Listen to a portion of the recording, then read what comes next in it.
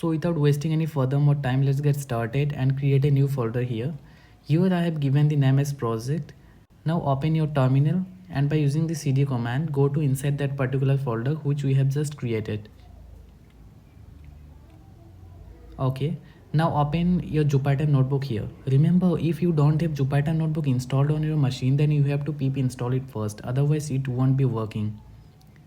Now create a new notebook here and search for pip install generative AI and go to their official website and copy the command from here and paste it on your terminal.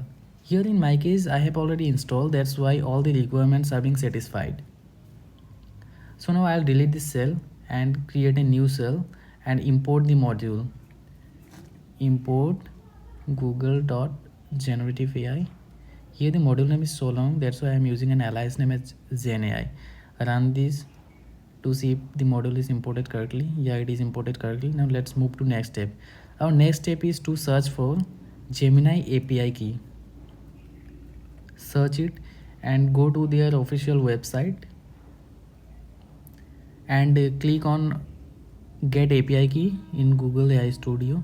Here you can see that I have already created my API key, that's why it is showing here, but in your case you have to create a new one by clicking here and then you will be able to see it. Now the API key is a very sensitive thing like your password, so instead of writing it in our code, we'll store it as a text file. So let's create a text file in our working directory as api.txt. Now open it and paste the API key here. Let's say this is our API key, for example, and save it. Okay, now let's open it to check. Yeah, it is saved properly. Now I'm deleting this file because I have already one api.txt file.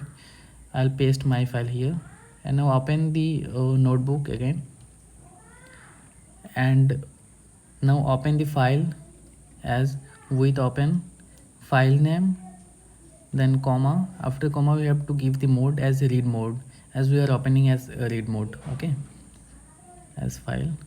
Fine.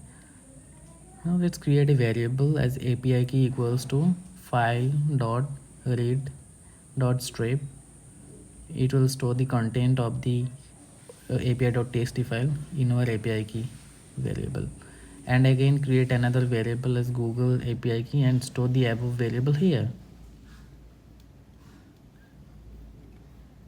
Okay, all fine. Now let's configure the model.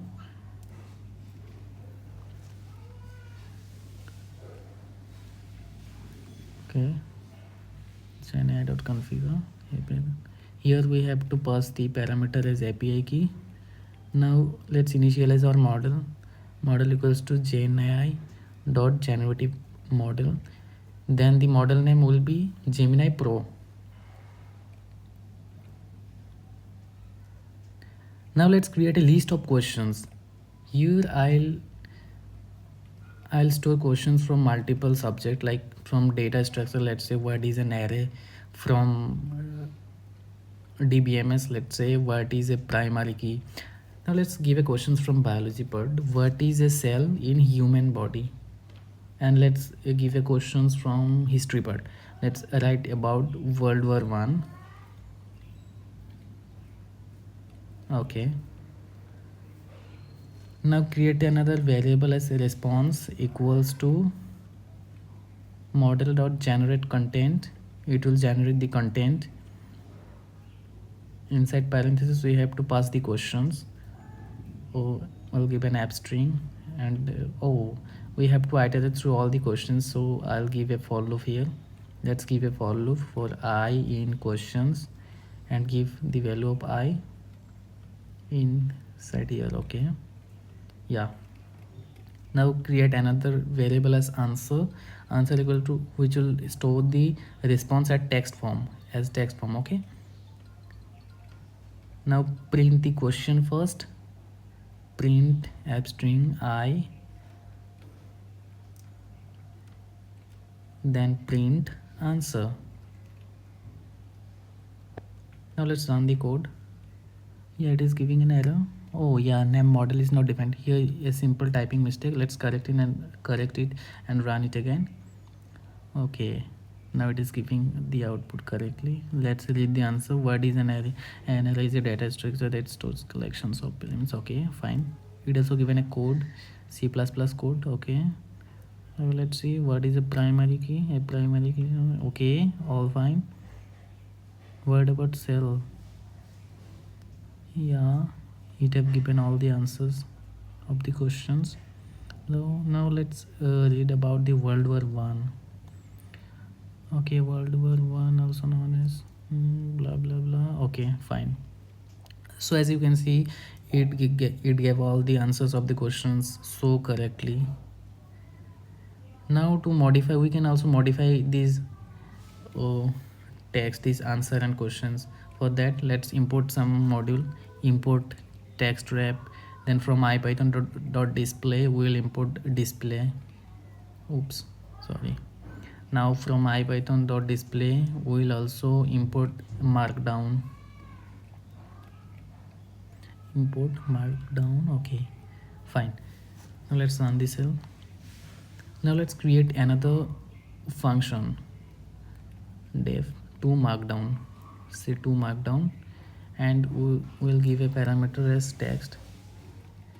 Here we'll update the text as text equals to text dot replace. We'll replace what? We'll replace this symbol like dot with this.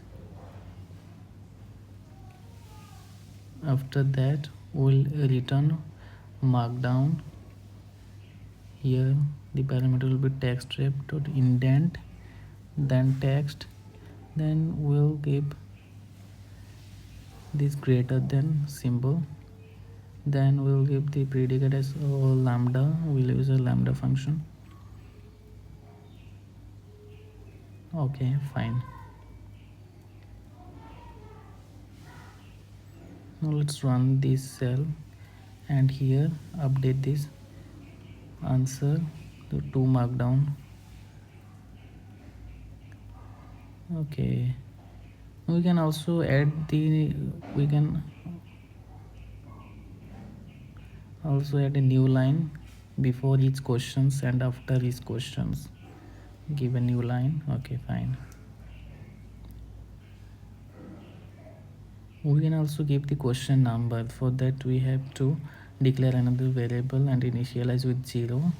Let's say number, and give it here number. Sorry guys, here I have done a mistake.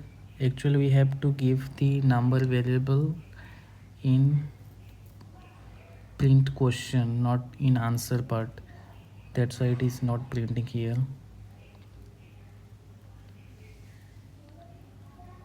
And we have to also increase the value of number after each iterations. Okay, sorry, that was a mistake from my side. We can also make the questions bold and red. These are some escape sequence, inbuilt escape sequence of Python to add styling to text. You just write this piece of code /033 \033 okay, this is a closing tag. Like, it is not working because because I have given it into answer part. That's why I have to give in print statement of questions. Let's correct it and run the cell again.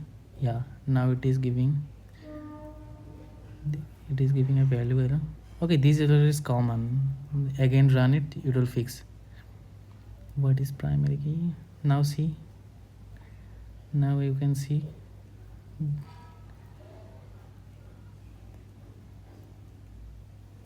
how beautifully it is indented.